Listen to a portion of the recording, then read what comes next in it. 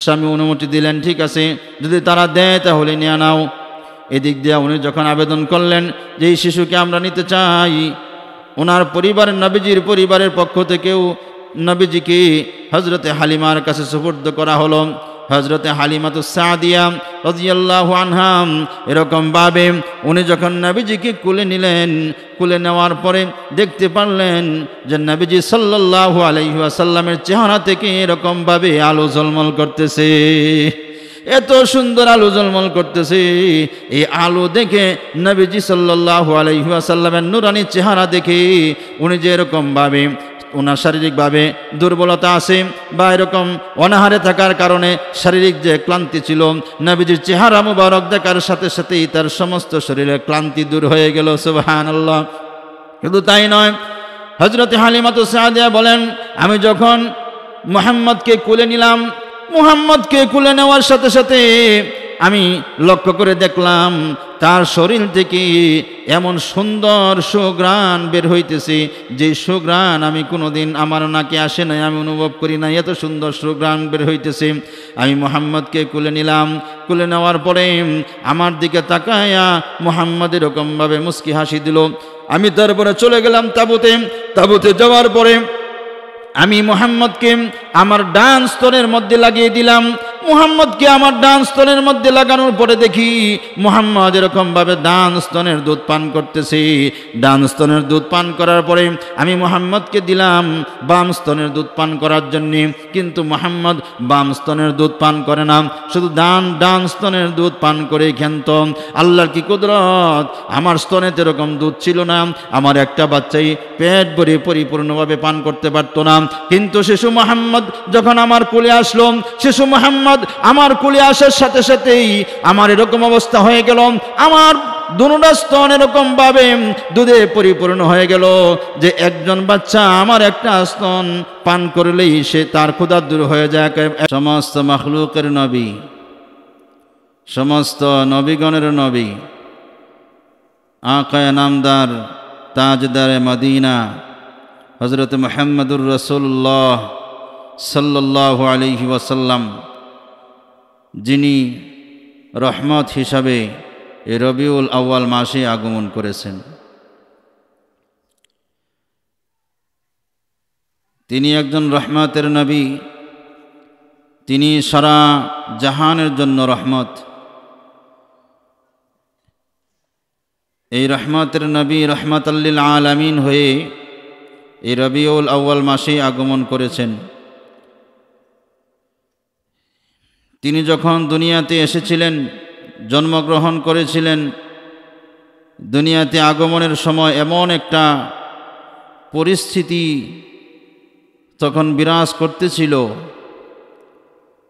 যেটাকে আইয়ামে জাহিলিয়াত বলা হয়, জাহিলিদের যুগ বলা হয়। এমন একটা যুগ, এমন একটা জামানা যে এমন কোনো খারাপ কাজ নাই ওই সময় হইতো না। চুরি ডাকাতি, জিনা ব্যভিচার, লুটতরাজ, অন্যের সম্পদ জোর করে দখল করা সহ সব ধরনের দুর্নীতি, অনিয়ম, সন্ত্রাসী কার্যকলাপ সব কিছু ওই সময়ে বিদ্যমান ছিল। মানবতা বলতে কোনো কিছুই তখন আরবে ছিল না।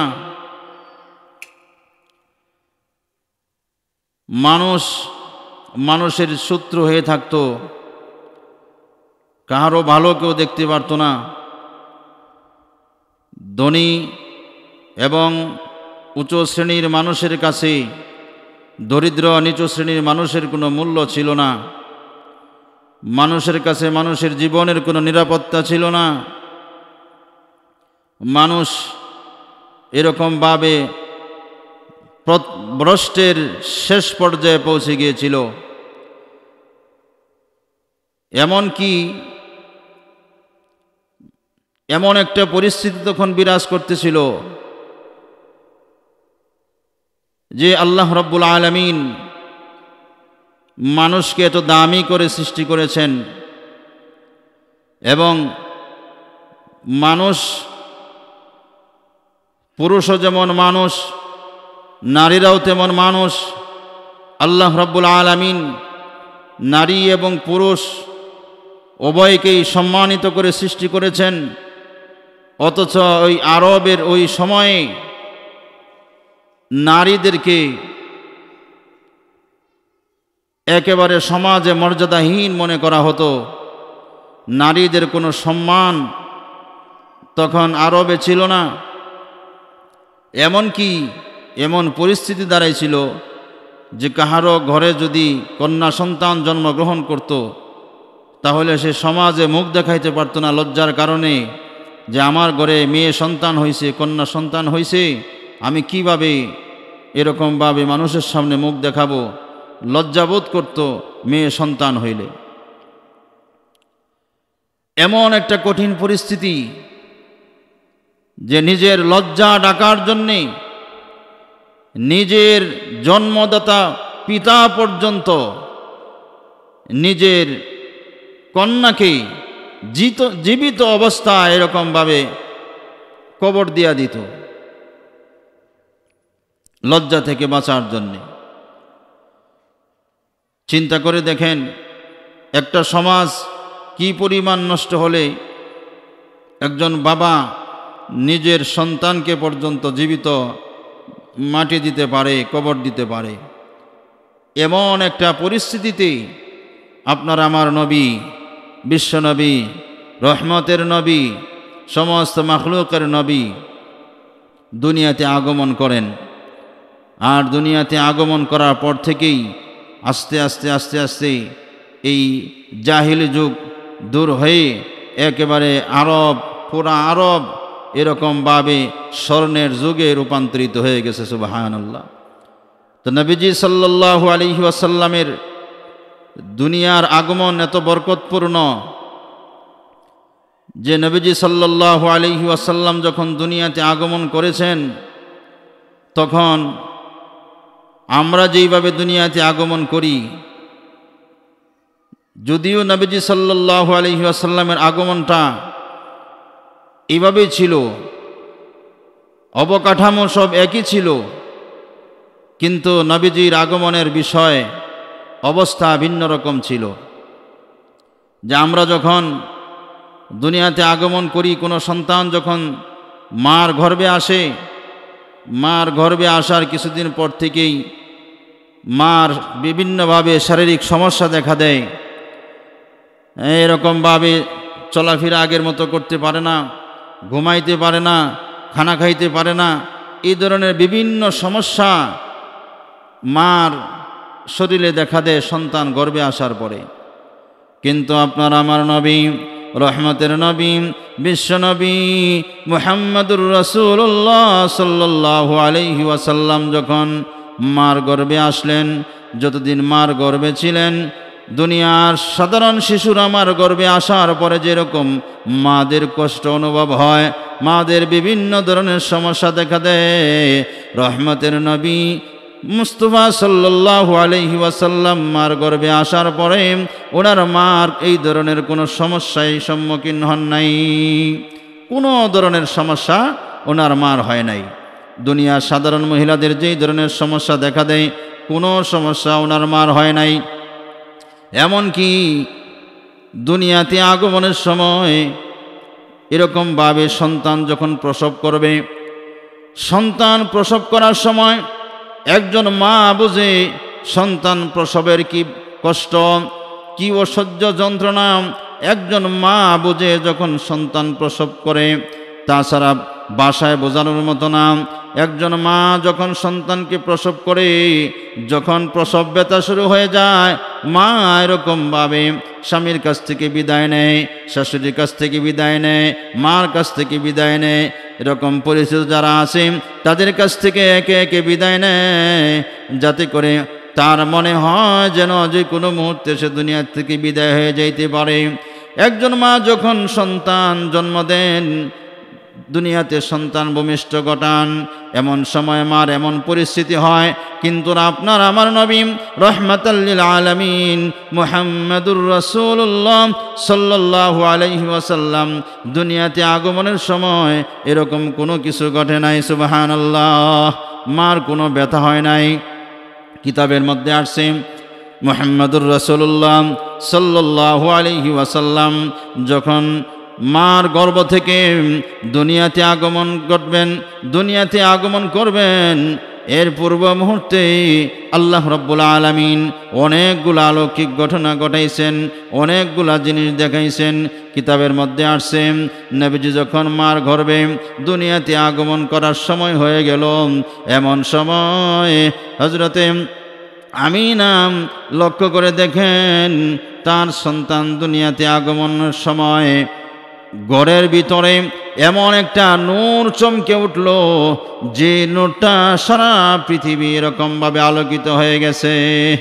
কাসরা, কায়সার, সিরিয়া এই সমস্ত কিছু ওনার মার সামনে এরকমভাবে ভেসে উঠল।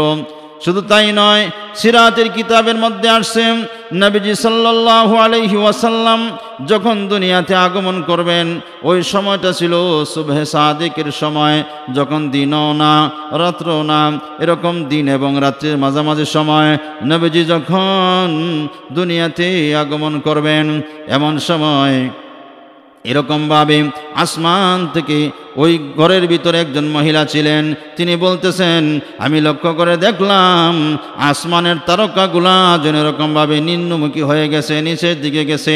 আমি ভয় করতেছি, না জানি তারকাগুলা আমার উপরে পড়ে যায়, এরকম শুরু হয়ে গেছে। আমি লক্ষ্য করতেছি আসমানে এরকমভাবে উপর দিক থেকে হাজার হাজার পাখি এরকমভাবে উড়ে উড়ে আসতেছে।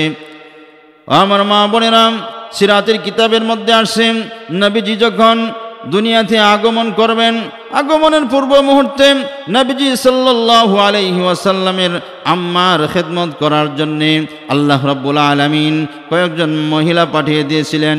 একজনের নাম হলো রাহিমা, একজনের নাম হলো আসিয়া, আর একজনের নাম হলো মারিয়াম। হযরতে আমিনার সাথে ওনাদের কোনো পরিচয় ছিল না। ওনারা যখন ঘরে প্রবেশ করলেন, ঘরে প্রবেশ করার পরে আমিনা জিজ্ঞাসা করলেন, আপনারা কি? ওনারা একে একে এরকমভাবে পরিচয় দিলেন। আমি হলাম ফেরাউনের স্ত্রী আসিয়া, আমি হলাম এরকমভাবে তিনজনের নাম এরকমভাবে তারা একজন একজন করে পরিচয় করে দিল।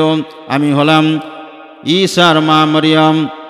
এরকমভাবে তারা যখন পুঙ্খানুপুঙ্খানুভাবে পরিচয় দিল, পরিচয় দেওয়ার পরে ওনারা বলতেছেন, আপনার কোনো চিন্তা নাই, আপনার কোনো পেরেশানি নাই, আল্লাহ রাব্বুল আলামিন আমাদেরকে পাঠাইছেন আপনার খেদমত করার জন্যে। কারণ কি খেদমত করব জানেননি?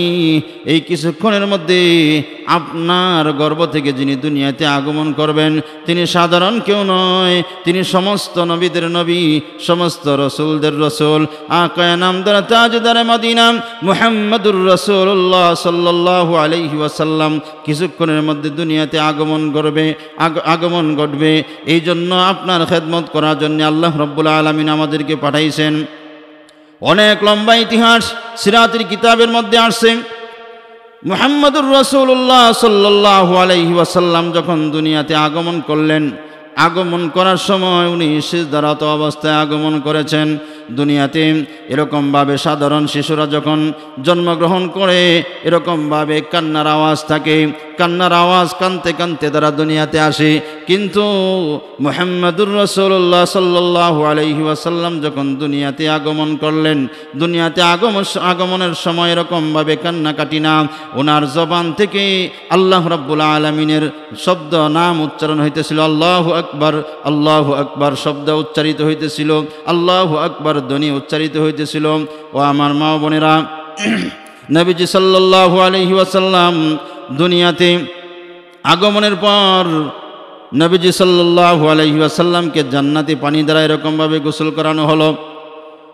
নবীজির দাদা আব্দুল মুত্তালিব এরকমভাবে গড়েছিলেন। উনি লক্ষ্য করে দেখতেছেন আসমান থেকে যাকে যাকে এরকমভাবে ফেরেশতারা জমিনের দিকে আসতেছে। উনি ভয় পেয়ে গেলেন। উনি ঘর থেকে বের হইলেন, বের হয়ে দেখেন এরকমভাবে গাছ বৃক্ষ যা আছে সমস্ত কিছু সেজদায় পড়ে রয়েছে।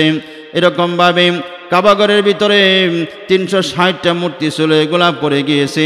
ইনি কিছুক্ষণ পরে লক্ষ্য করে দেখেন সাফা মারওয়ার পাহাড়গুলো এরকমভাবে থরথর করে কাঁপতেছে। উনি নিজে এরকম ভয়ে প্রকম্পিত হয়ে গেলেন, কেন এই অবস্থা শুরু হয়ে গেল? আসমান থেকে গাইবি আওয়াজ আসলো, চিন্তা করো না, ভয় করো না, ভয়ের কোনো কারণ নাই। কারণ তারা সকলে শুকরিয়া আদায় করতেছে। কিসের শুকরিয়া? এই আইয়ামে জাহিলিয়াতের সময় সমস্ত নবীদের সর্দার মুহাম্মদুর রাসূলুল্লাহ সাল্লাল্লাহু আলাইহি ওয়াসাল্লাম দুনিয়াতে আগমন করছে, এই জন্য তারা আনন্দে আত্মহারা হয়ে তারা এরকমভাবে সিজদা করতেছে, গাছ সিজদা করতেছে, এরকমভাবে তারা সিজদার মাধ্যমে শুকরিয়া আদায় করতেছে। ও আমার মা বোনেরা, নবীজি সাল্লাল্লাহু আলাইহি ওয়াসাল্লামের আগমনের মাস শুরু হয়েছে। আমি জন্ম বৃত্তান্ত থেকে সংক্ষিপ্ত একটু আপনাদের সামনে তুলে ধরলাম। নবীজি আপনার আমার নবী এই মাসে আগমন করেছেন। তিনি কেমন রহমতের নবী, তিনি কেমন বরকতের নবী। যেই নবী দুনিয়াতে আগমন করেছেন, মার গর্ভে কোনো কষ্ট হয় নাই, আগমনের সময় মার কোনো কষ্ট হয় নাই। নবীজি দুনিয়াতে আগমনের পরে কিতাবের মধ্যে আসছে 7 দিন পর্যন্ত ওনার আম্মার দুধ তিনি পান করেছেন। এরপরে আরবের মধ্যে একটা রেওয়াজ ছিল, আরবের মধ্যে একটা প্রথা ছিল যে মক্কার আরবের লোকজন এরকম মক্কার ছেলে মেয়েদেরকে পার্শ্ববর্তী গ্রামে পাঠিয়ে দেওয়া হতো। গ্রামের মানুষজন এরকমভাবে আইসা নিয়ে যাইত, তাদের দুধ পান করাতো এবং এরকমভাবে লালন পালন করে তারপরে কিছুদিন পরে আবার দেওয়া যাইত। মুহাম্মদুর রাসূলুল্লাহ সাল্লাল্লাহু আলাইহি ওয়াসাল্লাম আগমন করলেন। আগমনের পরে নিয়ম অনুযায়ী মক্কার আশেপাশের গ্রামগুলো থেকে এরকমভাবে নির্দিষ্ট দিনে নির্দিষ্ট সময়ে মহিলারা আসতেছে মক্কায়, নির্দিষ্ট স্থানে যেইখানে সমস্ত শিশুদেরকে একত্রিত করা হয় এইখান থেকে, এবং শিশুদেরকে অনেকের কাছে বুঝিয়ে দেওয়া হয়, যাদের সাথে চুক্তি সই হয়, যারা এরকমভাবে নিতে চায়, সব শর্ত মেনে নেয়, ওই রকমভাবে তাদের কাছে সন্তানদেরকে দিয়ে দেওয়া হয়। মুহাম্মদুর রাসূলুল্লাহ সাল্লাল্লাহু আলাইহি ওয়াসাল্লাম তিনি যার দুধ পান করেছিলেন হালিমাতুস সাদিয়া, মক্কা ওই সময় খুব দুর্ভিক্ষ চলতেছিল, মক্কার পার্শ্ববর্তী এলাকাগুলোতেও খুব দুর্ভিক্ষ চলতেছিল, মানুষ তেমন খাবার পাইতো না। এরকমভাবে দুর্ভিক্ষের কারণে ছাগল বকরি অন্যান্য প্রাণীরা পর্যন্ত ঠিক মতনে খাবার খাইতে পারত না, যেই কারণে তারাও দুধ দিতে পারত না। খুব কঠিন পরিস্থিতি চলতেছিল। এই দিক দিয়া হযরতে হালিমাতুস সাদিয়া, তিনার কোলে একজন সন্তান ছিল, দুর্ভিক্ষের কারণে ওনারাই ঠিক মতনে খাইতে পারতেছিলেন না, যেই কারণে স্তনে তেমন দুধ ছিল না। ওনার সন্তান এরকমভাবে তেমন দুধ নিজেই খাইতে পারতো না। এই কঠিন পরিস্থিতিতে উনিও রওনা দিয়েছেন মক্কার দিকে, অন্যান্য মহিলারাও মক্কার দিকে রওনা দিয়েছে সন্তান নেওয়ার জন্যে। কিন্তু হালিমাতুস সাদিয়া রাদিয়াল্লাহু আনহার এরকমভাবে উনি যে গাদিটির উপর রওনা দিয়েছেন, এটা খুব দুর্বল, জীর্ণ শীর্ণ, আসতে পারে না, আস্তে আস্তে দৌড়ায়, আস্তে আস্তে যায়। কিন্তু তার সাথে অন্যান্য মহিলা যারা ছিল তাদের এরকমভাবে সোয়ারিগুলা খুব শক্তিশালী, তারা দ্রুত গতিতে মক্কার দিকে আসতেছে। হযরত হালিমাকে ফেলে রেখেই তারা এরকমভাবে দ্রুত গতিতে মক্কায় চলে আসলো। তারা মক্কায় আসার পরে সবচেয়ে ভালো ভালো ধনাঢ্য শিশু যারা ছিল তাদেরকে তারা এরকমভাবে নিতে শুরু করলো। মুহাম্মদুর রাসূলুল্লাহ সাল্লাল্লাহু আলাইহি ওয়াসাল্লামের কাছে যেই যায় নিতে চায় না। কারণ কি? মুহাম্মদুর রাসূলুল্লাহ সাল্লাল্লাহু আলাইহি ওয়াসাল্লাম এতিম, ওনার বাবা নাই। এতিমকে লালন পালন করার কারণে সেরকমভাবে উপঢৌকন পাওয়া যাবে না, হাদিয়া পাওয়া যাবে না, টাকা পয়সা বেশি পাওয়া যাবে না। এই জন্য মুহাম্মদুর রাসূলুল্লাহ সাল্লাল্লাহু আলাইহি ওয়াসাল্লামকে কেউ পালতে নিতে চায় না। অন্য দিক দিয়া হযরতে হালিমাতুস সাদিয়া রাদিয়াল্লাহু আনহা উনি এরকমভাবে আসলেন। ওনার দুর্ভিক্ষের কারণে ওনার শরীর এরকম শুকনো ছিল, এরপরে কুলে আর একটা বাচ্চা ছিল, যার কারণে পর্যাপ্ত পরিমাণে দুধ ওনার স্তনে ছিল না, যেই কারণে ওনাকেও কেউ সন্তান দিতে চায় না। এদিক দিয়ে মুহাম্মদুর রাসূলুল্লাহকে কেউ নেয় না, অন্য দিক দিয়ে হযরত হালিমাকে কেউ সন্তান দেয় না। এরকম একটা পরিস্থিতি, সমস্ত সন্তানদেরকে মহিলারা এরকম বুঝে নিয়েছে। শুধু বাকি রয়ে গেছেন মুহাম্মদুর রাসূলুল্লাহ, আর এদিক দিয়ে বাকি রয়ে গেছেন এরকমভাবে হযরতে হালিমাতুস সাদিয়া। আমার মা বোনেরা, যখন শুধু দুইজন বাকি, হযরতে হালিমাতুস সাদিয়া ওনার স্বামীকে বলতেছেন, আর কেউ কোনো বাচ্চা আমাদেরকে দিল না, আপনি যদি পারমিশন দেন, আপনি যদি অনুমতি দেন, তাহলে এই শিশু বাচ্চাকে আমরা নিয়ে নেই। ওনার স্বামী অনুমতি দিলেন, ঠিক আছে, যদি তারা দেয় তাহলে নিয়ে নাও। এদিক দিয়ে উনি যখন আবেদন করলেন যে এই শিশুকে আমরা নিতে চাই, ওনার পরিবারের নবীজির পরিবারের পক্ষ থেকেও নবীজিকে হযরতে হালিমার কাছে সুপুর্দ করা হলো।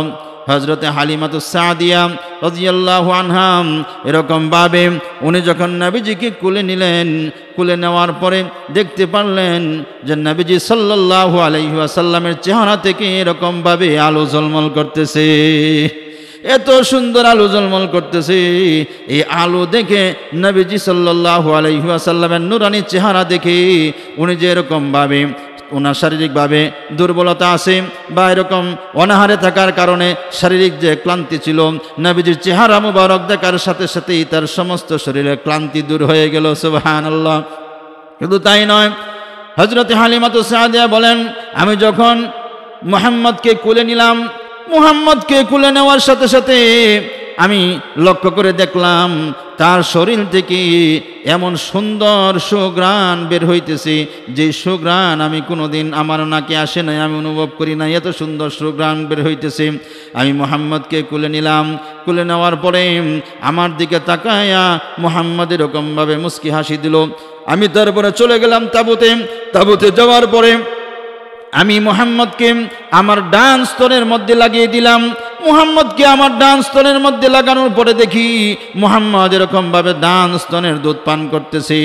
ডান স্তনের দুধ পান করার পরে আমি মুহাম্মদকে দিলাম বাম স্তনের দুধ পান করার জন্যে, কিন্তু মুহাম্মদ বাম স্তনের দুধ পান করে না, শুধু ডান স্তনের দুধ পান করে ক্ষান্ত। আল্লাহর কি কুদরত, আমার স্তনে এরকম দুধ ছিল না, আমার একটা বাচ্চাই পেট ভরে পরিপূর্ণভাবে পান করতে পারতো না। কিন্তু শিশু মুহাম্মদ যখন আমার কোলে আসলো, শিশু মুহাম্মদ আমার কোলে আসার সাথে সাথেই আমার এরকম অবস্থা হয়ে গেল, আমার দুটা স্তন এরকম ভাবে দুধে পরিপূর্ণ হয়ে গেল যে একজন বাচ্চা আমার একটা স্তন পান করলেই সে তার ক্ষুধা দূর হয়ে যায়, একেবারে পরিপূর্ণ তৃপ্তি লাভ করতে পারে। আমার মা বোনেরা, নবীজি সাল্লাল্লাহু আলাইহি ওয়াসাল্লামকে নেওয়ার সাথে সাথেই হযরত হালিমাতুস সাদিয়া বরকত লাভ করতেছেন। উনি যখন তাঁবুর ভিতরে গেলেন, তাঁবুর ভিতরে যাওয়ার পরে ওনার স্বামীকে বললেন, দেখেন ওই গাদিটি থেকে কিছু দুধ দহন করা যায় কিনা, আমরা যদি কিছু দুধ পাই খাওয়া দাওয়া করে তারপরে আমরা এখান থেকে রওনা দিব। ওনার স্বামী দুধ দহন করতে গেলেন। যেই গাদিটি এরকমভাবে এত জীর্ণ শীর্ণ ছিল, দুর্বল ছিল, একেবারে দুধ দিতেই পারত না, যখন উনি নবীজি সাল্লাল্লাহু আলাইহি ওয়াসাল্লামকে ওই তাঁবুর ভিতরে নিয়ে যাওয়ার পরে যখন দুধ দহন করতে গেলেন, যে দেখেন গাদিটির উলান এরকমভাবে বড় হয়ে গেছে, বাটগুলা এরকম দুধে টনটন করতেছে। উনি অনেক দুধ পান করলেন, অনেক দুধ দহন করলেন, এরপরে তাঁবুতে নিয়ে আসলেন। এরপরে ওনারা সকলেই তৃপ্তি সহকারে ওই দুধ পান করলেন। এরপরে নবীজি সাল্লাল্লাহু আলাইহি ওয়াসাল্লামকে নিয়ে এরকমভাবে হযরত হালিমাতুস সাদিয়া ওনার বাড়ির দিকে রওনা দিলেন। কিতাবের মধ্যে আসছে হযরতে হালিমার আগেই অন্যান্য মহিলারা মক্কায় চলে গিয়েছিল, যেই কারণে তারা আগেই এরকমভাবে শিশুদেরকে নিয়ে যার বাড়ির দিকে আগেই রওনা দিয়ে দিয়েছিল। শুধু হালিমাতুস সাদিয়া পিছনে পড়ে গিয়েছিলেন। কিন্তু হালিমাতুস সাদিয়া যখন সবার শেষে মুহাম্মদুর রাসূলুল্লাহকে সাথে নিয়ে যখন উনি এরকমভাবে রওনা দিলেন, আল্লাহ পাকের কি কুদরত, নবীজির কি বরকত, ওই গাদিটির উপর ওঠার সাথে সাথে গাদি এত দ্রুত গতিতে চলতে শুরু করলো যে কিছুক্ষণের মধ্যেই তার আগে যে সমস্ত মহিলারা মক্কা থেকে বের হয়ে গেছিল তাদেরকে ধরে ফেললো। অল্প সময়ের মধ্যেই তাদেরকে এরকম পিছনে ফেলে সামনে চলে গেল। মহিলারা ডাক দেয়া বলতেছে, হালিমারে, যে গাদাটা তুমি এরকম ভাবে যাওয়ার সময় নিয়ে গেছিলে, এত জীর্ণ শীর্ণ ছিল, এত দুর্বল ছিল, আমাদের সাথে চলতে পারতেছিল না, আমরা বিরক্ত হয়ে গিয়েছিলাম, যেই কারণে তোমাকে ফেলে রেখে চলে গিয়েছিলাম। আজকে এত দ্রুতগতি সম্পন্ন শক্তিশালী গাধা তোমরা কোথায় পেলে? গাধা কোত্থেকে বদলাইলেন? হজরতে হালিমা বলেন, না, পরিবর্তন করি নাই, এইটাই ওই গাদি, ওইটাই ওই গাধা, ওই সোয়ারি যেইটা নিয়ে যাওয়ার সময় যাইতেছিলাম। এই শিশুকে আমরা পাওয়ার সাথে সাথে আমাদের সমস্ত কিছু পরিবর্তন হয়ে গেছে। ও আমার মা বোনেরা, হজরতে হালিমাতু সাদিয়া নবীজি সাল্লাল্লাহু আলাইহি ওয়াসাল্লামকে নিয়ে যখন বাড়িতে গেলেন, ঘরে ঢুকলেন, ঘরের মধ্যে ঢোকার পরেও যেখানেই উনি যাই কিছু করেন শুধু বরকত আর বরকত, বরকত আর বরকত শুরু হয়ে গেছে। ওনার এরকম অনেকগুলো বকরি ছিল, যে বিক্রিগুলা এরকমভাবে আগে দুধ দিতে পারতো না, খাদ্যের অভাবে শুকনা ছিল। মুহাম্মদুর রাসূলুল্লাহ সাল্লাল্লাহু আলাইহি ওয়াসাল্লাম ওনার ঘরে যাওয়ার সাথে সাথেই ওই বকরিগুলা এরকমভাবে হৃষ্টপুষ্ট হয়ে গেল। আগে যা শুকনা ছিল এখন আর শুকনা না, আগে দুধ দিতে পারতো না, এখন বকরির এরকমভাবে বাটগুলা দুধে টনটনা হয়ে থাকে, পর্যাপ্ত পরিমাণে দুধ দেয়। ওনারা পর্যাপ্ত পরিমাণে দুধ দহন করে এরপরে বাজারে বিক্রি করে।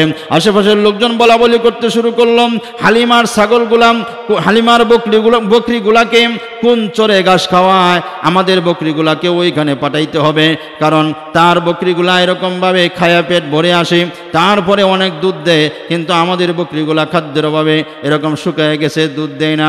ঘটনাক্রমে তারা ওই চরের মধ্যে নিয়ে যায়, যা দেখে ওই চরের মধ্যেও কোনো ঘাস নাই, কিন্তু আল্লাহ পাকের কি কুদরত, নবীজির বরকত, ঘাস না থাকলেও ছাগলগুলা বকরিগুলার শরীর নষ্ট হয় না।